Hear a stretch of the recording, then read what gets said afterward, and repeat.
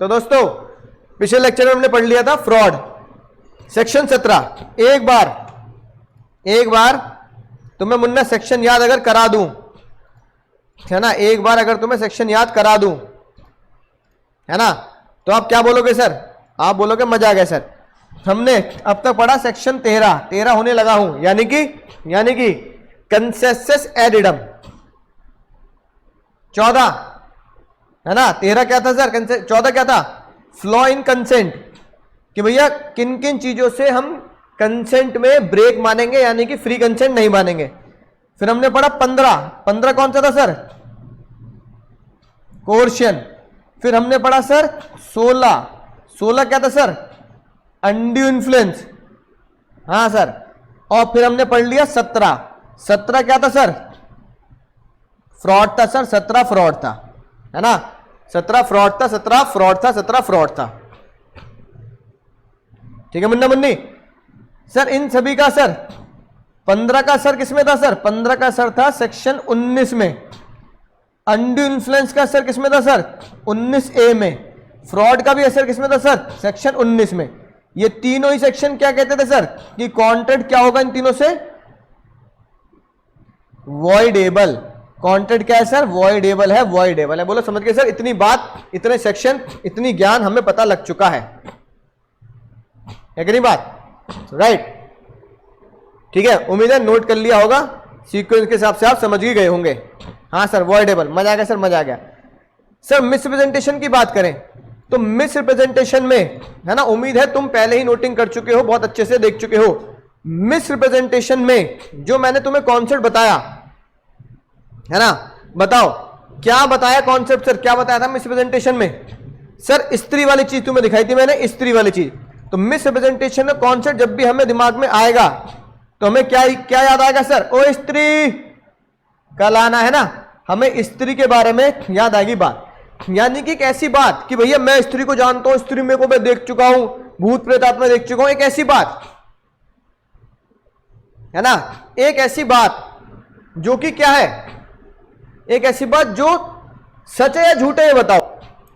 एक ऐसी बात जो कि झूठ है, एक बात, एक मैटर ऑफ फैक्ट जो झूठ है, एक ऐसे बंदे के द्वारा बोली जा रही है, बाय द वन, एक ऐसे बंदे के द्वारा बोली जा रही है जो जिसको स्त्री दिखी है, जिसको जो जानता है कि हाँ भी ये सच है। एक ऐसी बात जो झूठ है, एक ऐसे बंदे के द्वारा बोली जा रही है, by the one who believe it is true. यानी suggestion as to fact which is false by the one who believe it is true. यानी एक ऐसी बात जो है तो झूठ, पर एक ऐसे बंदे के द्वारा बोली जा रही है जो खुद जानता है कि वो सच बोल रहा है। फ्रॉड में क्या था बताना? फ्रॉड में क्या था? फ्रॉड में था एक ऐसी बात जो झूठ है, एक ऐसे बंदे के द्वारा बोली जा रही है, एक ऐसे पर्सन के द्वारा बोली जा रही है जो खुद जानता है कि वो झूठ बोल रहा है। बात समझ में आई बात? राइट। यानी कि आप इसे क्या बोलोगे सर? दूसरी बात सर, फ्रॉड और इसमें दूसरा डिफरेंस क्या हुआ सर? फ्रॉड में आप जो बोलते हो 17 में, है ना, और 18 में, फ्रॉड में आप जो बोलते हो वो जानबूझकर बोलते हो, विलफुली। यहां पर इनोसेंटली। याद आ गई बात? फ्रॉड में जो आप बोलते हो वो आप सामने वाले को चीट करने के लिए बोलते हो, यहां पर नो इंटेंशन टू चीट, है ना। फ्रॉड में जो बोल रहा होता है उसे सेल्फ को पता होता है, सेल्फ नो कि मैं फॉल्स बोल रहा हूं, कि बात झूठ है। बोलने वाले को पता है कि वो क्या बोल रहा है, झूठ बोल रहा है। लेकिन यहां पे जो बोल रहा है, सेल्फ को ये क्या पता होता है? सेल्फ को ये बिलीव होता है, नो या बिलीव होता है कि वो क्या बोल रहा है, कि वो सच बोल रहा है, झूठ नहीं बोल रहा। इन तीनों डिफरेंस को अगर तुम ध्यान से समझ लोगे तो सेक्शन 18 और सेक्शन 17 में कभी कोई कंफ्यूजन नहीं होगी।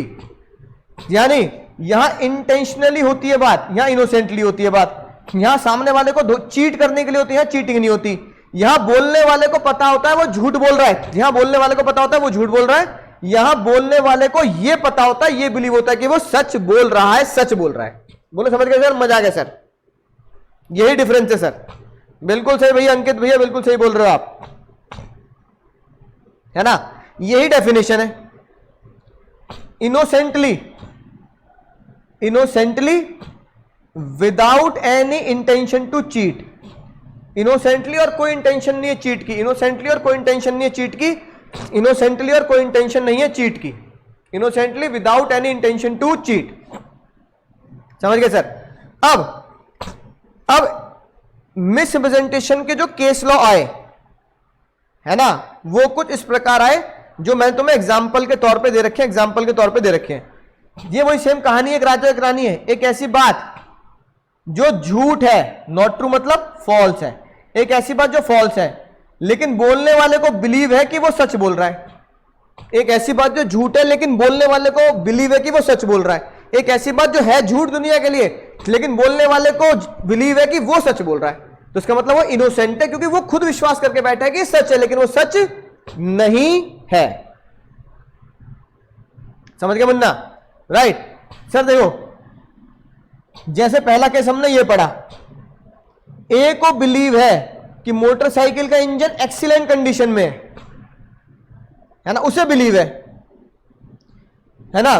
बी ने उसके बिलीव पर मोटरसाइकिल खरीद ली और वो बाद में डिफेक्टिव निकली। तो जज साहब ने क्या बोला, ए की मिसरिप्रेजेंटेशन, ए की बात मिसरिप्रेजेंटेशन है क्योंकि उसको बिलीव है। बेचने वाले को, कॉन्ट्रैक्ट करने वाले को ये बिलीव है कि वो सच बोल रहा है, तभी तो वो मिसरिप्रेजेंटेशन है। कॉन्ट्रैक्ट करने वाले को ये बिलीव है कि वो सच बोल रहा है, तभी तो ये मिसरिप्रेजेंटेशन है। समझ गए बात? हां सर समझ गए। ठीक है। ऐसी एक ऐसी बात ए ने बोली बी को, ए बिलीव करता है। एग्जाम में अगर पहचानना है तो कुछ इन बातों को आपको नोट करना पड़ेगा। एग्जाम में अगर पहचानना है तो इन बातों को नोट करना पड़ेगा, इन बातों को नोट करना पड़ेगा। कैसी बात सर? ए बिलीव, ऐसी बात। पॉजिटिव स्टेटमेंट, ऐसी बात। ए बिलीव, अगर ये बिलीव, पॉजिटिव स्टेटमेंट, बिलीव ये वर्ड लिखा है तो भैया 100% सेक्शन 18 है। 100% एग्जाम में क्वेश्चन सेक्शन 18 है। 100% एग्जाम में क्वेश्चन सेक्शन 18 से है। बोलो समझ गए सर? कि भैया है ना, डायरेक्टर बनेगा वो बंदा, बी ने अप्लाई कर दिया on the faith of statement कि भैया कि सी को डायरेक्टर बनाया जाएगा, तो ए को बिलीव है सी डायरेक्टर बनेगा, जो बाद में फॉल्स निकली बात। तो जज साहब ने बोला, ए ने जो बोला, ए की कही हुई बात को मिसरिप्रेजेंटेशन मानेंगे, फ्रॉड नहीं मानेंगे। ए की कही हुई बात को क्या मानेंगे? ए स्टेटमेंट इज मिसरिप्रेजेंटेशन, ए की स्टेटमेंट मिसरिप्रेजेंटेशन मानेंगे, क्योंकि उसको बिलीव है ऐसा, वो आपको धोखा देना नहीं चाहता, पर आपको कह रहा है भैया मुझे विश्वास है, विश्वास, दिल से विश्वास है मुझे, मेरे करण अर्जुन आएंगे, मेरे करण अर्जुन आएंगे, मुझे विश्वास है मेरे करण अर्जुन आएंगे, ऐसी आपको विश्वास है। ठीक है सर। तो तीनों एग्जाम्पल से आप समझ चुके हैं एग्जाम में कैसी स्टेटमेंट आपको देखने के लिए मिलेगी। तो पहली स्टेटमेंट ये हो गई। दूसरी बात, दूसरा बहुत आसान सर, ब्रीच ऑफ ड्यूटी, जहां आपने ड्यूटी निभानी थी पर आपकी ड्यूटी आप नहीं निभा पाए, लेकिन आपकी इंटेंशन सामने वाले को धोखा देने की नहीं थी। सर कैसे? सर कैसे सर? है ना, हंसने न लाओ, कैसे सर? अब एक बात देखो, मैं एग्जाम्पल देता हूं, फ्लिपकार्ट वाला मान लो, है ना। फ्लिपकार्ट ने, है ना, वॉलमार्ट को यह बोला कि भैया आप हमारा बिजनेस टेक ओवर कर रहे हो, कर लो भैया, हम इतने करोड़ की डील करेंगे, है ना।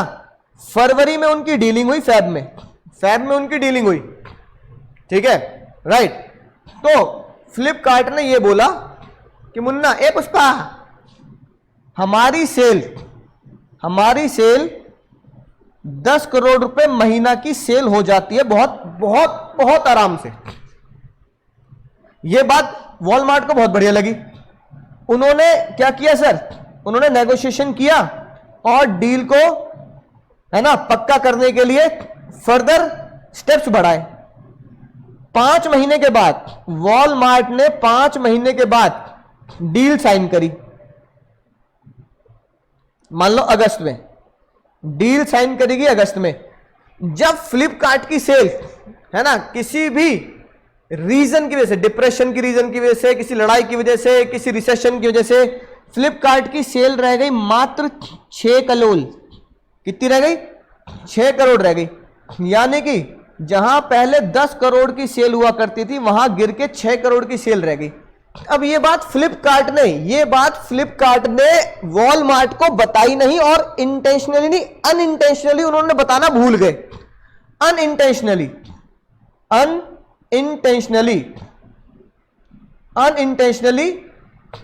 उन्होंने क्या किया? ये उनकी ड्यूटी थी बताना, पर ये ड्यूटी वो भूल गए, अनइंटेंशनली भूल गए। मुद्दा यह था अनइंटेंशनली भूल गए। तो बाद में फ्लिपकार्ट ने देखा यार तुम तो गलत काम कर रहे हो, तुमने बोला था 10 करोड़ की सेल है, ये 6 करोड़ की निकली। तो जज साहब ने कहा क्योंकि ये बात जो बताना भूल गए हैं ये हम मानेंगे मिस रिप्रेजेंटेशन, ये फ्रॉड नहीं मानेंगे, मिस रिप्रेजेंटेशन मानेंगे। आप इसे फ्रॉड का केस बना के धोखाधड़ी ना करें, ये मिस रिप्रेजेंटेशन माना जाएगा, है ना।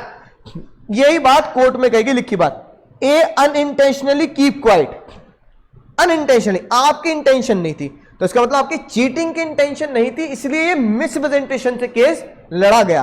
तो मिसप्रेजेंटेशन है, आप कॉन्ट्रैक्ट को कैंसिल कर सकते हैं वॉइडेबल मान के, कोई दिक्कत वाली बात नहीं सर।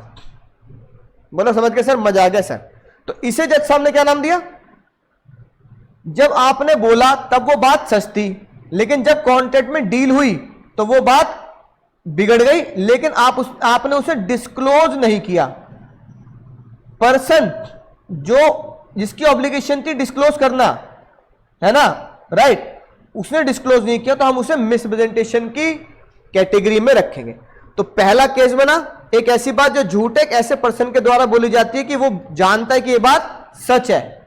तो पहला केस बना बिलीव के ऊपर, पहला पॉइंट बना बिलीव के ऊपर। दूसरा पॉइंट बना ड्यूटी के ऊपर, तो मिसप्रेजेंटेशन का पहला पॉइंट बिलीव, मिसप्रेजेंटेशन का दूसरा पॉइंट ड्यूटी,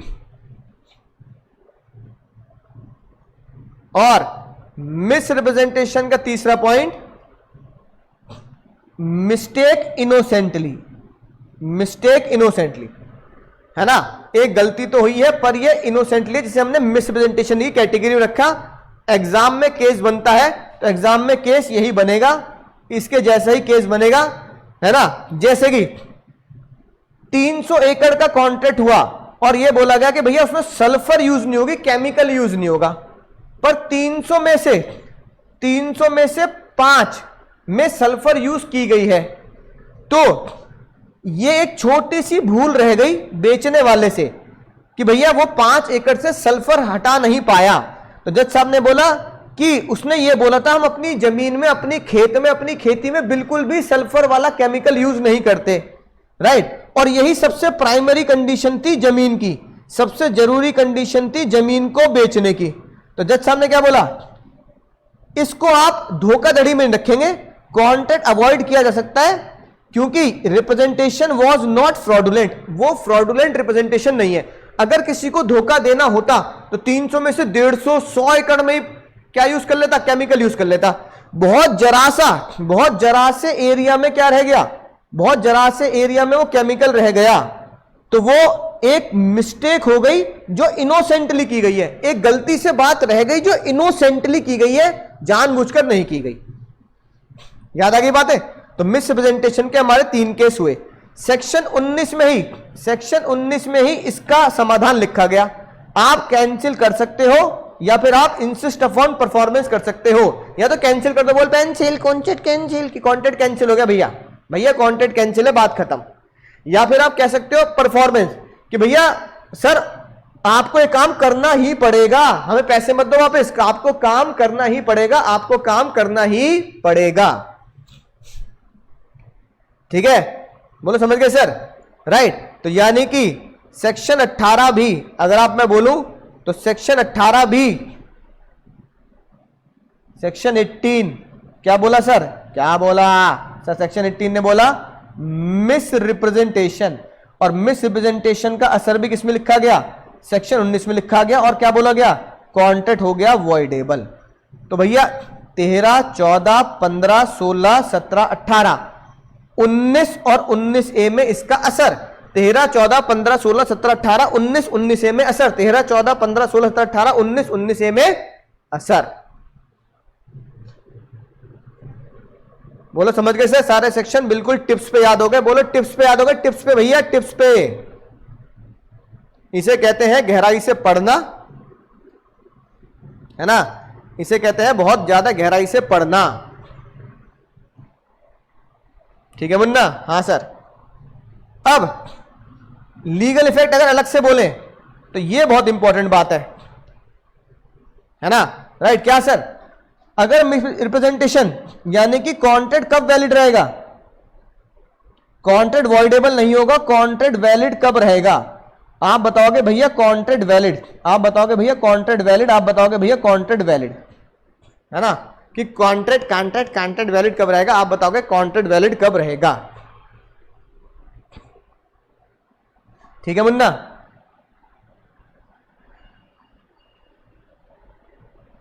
कॉन्ट्रैक्ट वैलिड कब रहेगा? राइट, कब रहेगा कॉन्ट्रैक्ट वैलिड? यानी कब आप कॉन्ट्रैक्ट को अवॉइड नहीं कर सकते? जब आपके पास सच ढूंढने के सारे हथियार है। याद आ गई होगी बात, सच ढूंढने के सारे हथियार है। यानी कि आप मान लो एक हलवाई की दुकान पे गए, आपने मिठाई खरीदी, मिठाई का कॉन्ट्रैक्ट किया, हलवाई कह रहा है भैया भैया खा के देख लो, खा के देख लो। आप जो खा के देख के चेक करके बताओगे ओके है, वही बेचूंगा। आप अगर खा के नहीं देख रहे, उसकी बात सुन ही नहीं रहे, कान बंद करे बैठे हो, उसकी बात सुन ही नहीं रहे, तो भैया फिर ये मिसप्रेजेंटेशन नहीं है, फिर ये आपकी गलती है। अगर मिठाई खराब निकली तो आपको भुगतना पड़ेगा, आप वॉइडेबल नहीं करा सकते। या फिर आप उसकी बात को इग्नोर कर रहे हो, वो आपको खिला रहा है, कह रहा है सर मैं खुद खिला रहा हूं, मैं खुद खिला रहा हूं, भाई खा के देख लो, मुंह खोलो भैया, खा के देख लो, खा लो भैया, खा लो। वो खुद खिला रहा है आपको, लेकिन आप उसकी बात सुन ही नहीं रहे, इग्नोर कर रहे हो। ठीक है ना? या फिर तीसरा केस, आपने मिठाई खरीद ली, आपको समझ नहीं आई, लेकिन आपने उसका पूरा मजा ले लिया। आपने मिठाई खरीद ली है कि नहीं बात? पर आपने मिठाई खरीद ली, पर आपको समझ नहीं आई, पर आपने उसका पूरा मजा ले लिया। 1 किलो मिठाई ले, खा के देखी, मजा ना आ रहा। चिंटू खा के देखियो, चिंटू ने खा के देखी, अरे भैया मजा ना आ रहा, कुछ गड़बड़ लग रही है। चिंटू की मम्मी को बुला ले, चिंटू की मम्मी खा के देखी, पूरे मोहल्ले बांट दी। अब फिर एक मिठाई का पीस दुकानदार के पास ले जाके बोल रहे हो भैया खराब मिठाई दी है तूने, वॉइडेबल कॉन्ट्रैक्ट है, पैसा वापस कर। तो जज साहब ने बोला भैया चिंटू को खिलाकर, मोहल्ले में खिलाकर आपने उसका बेनिफिट ले लिया, तो फिर आप कॉन्ट्रैक्ट कैंसिल नहीं कर सकते, फिर कॉन्ट्रैक्ट वैलिड रहेगा। यानी इन तीनों केस में कॉन्ट्रैक्ट वैलिड होगा, इन तीनों केस में कॉन्ट्रैक्ट वैलिड होगा। एग्जाम के लिए इंपॉर्टेंट है, एग्जाम में एक्सपेक्टेड। ठीक है ना? एग्जाम में एक्सपेक्टेड है सर, बोलो समझ गए सर? और ये तो बताइए, right to insist upon performance, right to insist upon performance.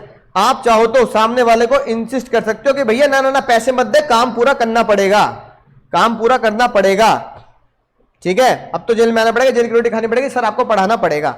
Second point बिल्कुल सिंपल है, मिसरिप्रेजेंटेशन में हलवाई आपको मिठाई वाला कह रहा है सर, है ना, कि भैया खा के देख लो, कुछ गड़बड़ होगी तो मैं खुद खिला देता हूं सर, मेरी तरफ से आप खुद खा के देख लो सर। आप मना कर रहे हो है ना, आप कंसेंट दे रहे हो, इग्नोरिंग द मिसरिप्रेजेंटेशन।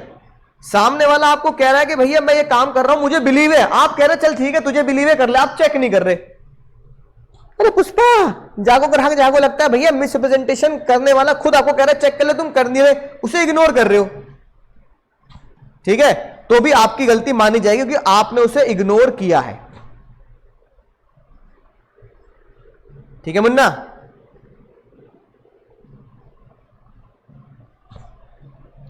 सर एक क्वेश्चन आया एग्जाम में बहुत जरूरी,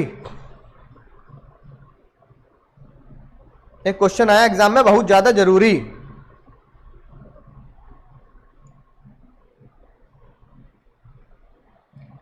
और बच्चे बहुत लोटपोट हो गए, बच्चों को बहुत टफ लगा ये एक्सपेक्टेड क्वेश्चन। समझना बहुत ध्यान से, बहुत इंपॉर्टेंट क्वेश्चन है, बहुत इंपॉर्टेंट। एक्सपेक्टेड लिख लेना इसके ऊपर, एक्सपेक्टेड। क्यों? क्योंकि ये आपको ऐसा नहीं 17 से पूछ लिया, 18 से पूछ लिया, 15 से पूछ लिया, 16 से पूछ लिया, ना ना ना ना, ए अच्छा है, अच्छा है, बहुत अच्छा है, ना ना ना, ऐसा नहीं है। कैसा है सर? फिर 19 पे क्वेश्चन है, 19 पर। ए ने, है ना, after Suraj complain that, motorcycle बेची गुड कंडीशन में, सूरज ने कंप्लेंट कर ली कि मोटरसाइकिल डिफेक्टिव है। सोहन ने कहा ठीक है भैया मैं समझ गया, मेरी मोटरसाइकिल खराब है, मैं रिपेयर करा देता हूं और 40% तुझे पैसा दे दूंगा, तू रिपेयर करा, 40% कॉस्ट दे दी।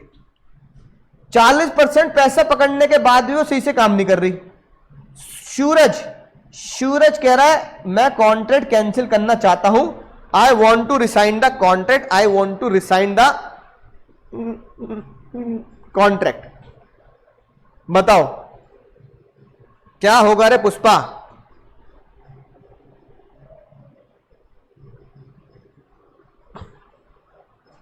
कॉन्ट्रैक्ट कैंसिल कर सकता नहीं करता? ध्यान से पढ़ लो क्वेश्चन।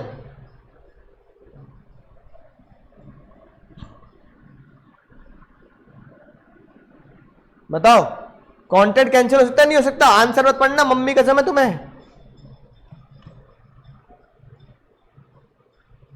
हो सकता है?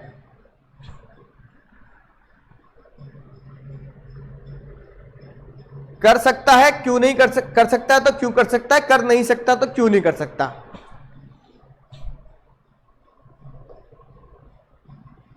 नहीं कर सकता है। देखो रीजन, बहुत ध्यान समझना, बहुत ध्यान से, बहुत ध्यान समझना इस बात को। सबसे खतरनाक लाइन है ये, रिपेयर करा ले और 40% कॉस्ट ऑफ रिपेयर देगा। यानी कि जब वो मोटरसाइकिल खराब हो रही थी, सोहन ने कहा बहुत अच्छी कंडीशन में है, तो सोहन ने तो मिसरिप्रेजेंटेशन किया, सोहन ने मिसरिप्रेजेंटेशन किया, पर सूरज ने 40% पैसा ले लिया।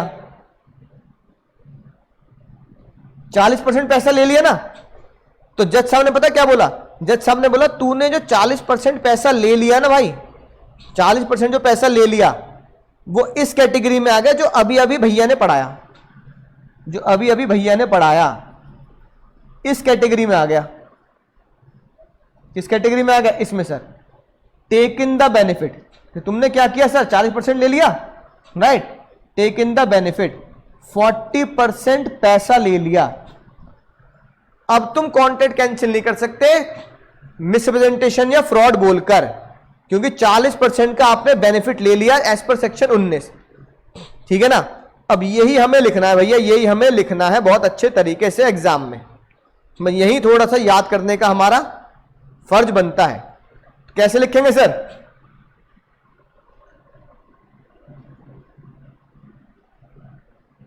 कैसे लिखेंगे? As per the provision of Indian Contract Act. अगर कोई भी गलत स्टेटमेंट बता रहा है ना, चाहे वो फ्रॉड से हो और बाय मिसरिप्रेजेंटेशन से हो, है ना, right, as per section 19 aggrieved party contract को कैंसिल कर सकती है, क्योंकि वो कॉन्ट्रैक्ट क्या होते हैं सर? वॉइडेबल होते हैं, इसलिए, है ना। On the other hand aggrieved party after becoming aware of the fraud take in benefit. सबसे खतरनाक लाइन है। अभी ऊपर वाली बात समझ में आ गई, इसलिए हटा रहा हूं। लेकिन अगर जिसको पता है कि फ्रॉड हुआ है, aware of fraud and still take in the benefit, तो फिर क्या होगा? फिर आपका right, you lose the right to resign the contract, you lose the right to resign the contract. हाँ, ठीक है। तो आप चाहे फ्रॉड से हो, चाहे आप मिसरिप्रेजेंटेशन से हो, ये मैंने लॉ लिख दिया। इससे मैंने क्या किया? इसको मैंने प्रोविजन लिख दिया। ठीक है ना, राइट, तो वैलिड होता है। अब ये मेरा स्टेप नंबर 2 है, ये मेरा स्टेप नंबर 2 है। इन द प्रेजेंट केस, जिसे मुझे क्या लिखना है sir? In the present case, in the present case, Sohan induce Suraj by saying that it was very in good condition. In fact motorcycle is defective, Sohan defrauded the selling, या अगर आपको मिसप्रेजेंटेशन से लगना है सोहन मिसप्रेजेंटेड द सूरज, लेकिन सबसे खतरनाक लाइन है ये, Suraj being the aggrieved party, उसका राइट था कैंसिल करने का, Suraj being aggrieved party has the right to cancel the contract, but he accepted the cost of repair, but he accepted the benefit,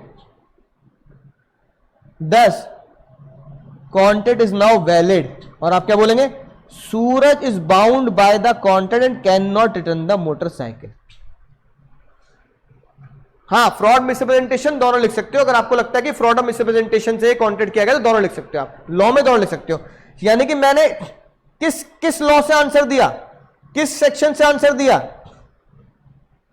answer given by section 19, answer given by section 19, answer given by section 19, समझ गए। तो ये आज के एक important question की मैंने आपको प्रैक्टिस करा दी है ना। इसी तरीके से आपको टेस्ट देने हैं, ईमानदारी से देने हैं।